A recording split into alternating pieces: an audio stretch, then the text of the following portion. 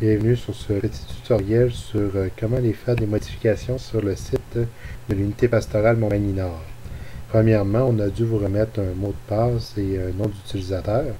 Pour vous connecter, au bas de la page, vous avez deux liens, administration et se connecter. Donc, vous devez cliquer sur se connecter, ce qui vous amènera sur la page de connexion que vous voyez maintenant, où vous devez inscrire votre identifiant. Par exemple, je vais m'inscrire au nom de Saint-Pierre et je vais rentrer le mot de passe pour Saint-Pierre.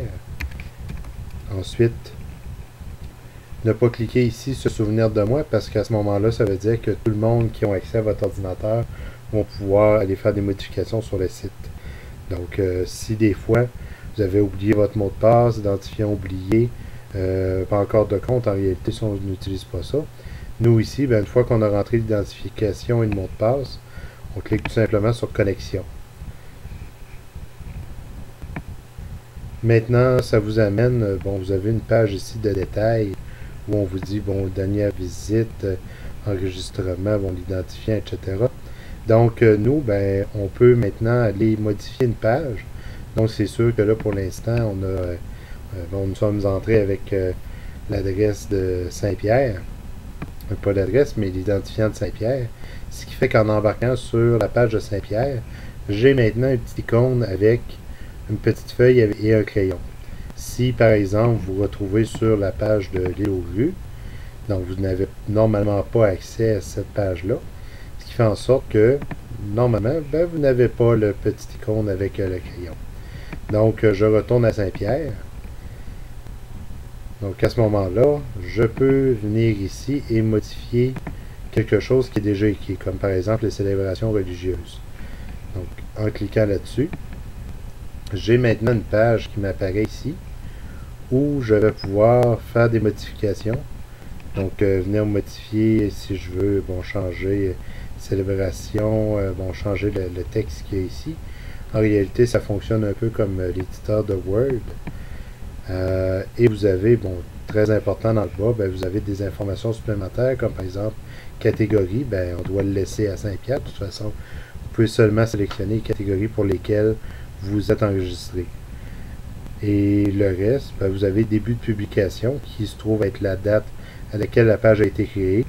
Et si parfois vous voulez finir la publication à un moment très précis, vous avez ici qu'à mettre la date à laquelle vous voulez que la publication se termine.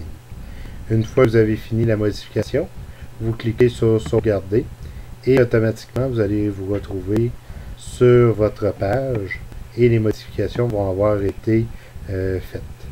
Vous voyez ici, on a un petit message qui dit article enregistré. Donc ça, c'est pour ajouter, pas ajouter, mais pour modifier un article qui est déjà présent. Maintenant, si vous désirez ajouter un article, une fois que vous êtes connecté, parce que nous sommes toujours connectés au nom de Saint-Pierre, vous pouvez cliquer ici sur ajouter un article. À ce moment-là, vous pouvez, ici vous avez le titre, rentrer, nouvelle. Ensuite ici, vous pouvez rentrer votre texte, bonjour à tous. Et en descendant plus bas, vous avez encore les caractéristiques. Donc, catégorie, vous pouvez choisir seulement Saint-Pierre. Et à ce moment-là, vous, par la suite, les modifications pour les enregistrer, vous n'avez qu'à faire sauvegarder. Donc, en cliquant sur sauvegarder, automatiquement, la page apparaîtra dans la section, par exemple, de Saint-Pierre. Donc, c'est tout. C'est ça, comment faire pour ajouter un article ou modifier un article qui est présentement existant sur la page web. Donc, gênez-vous pas si des fois vous avez des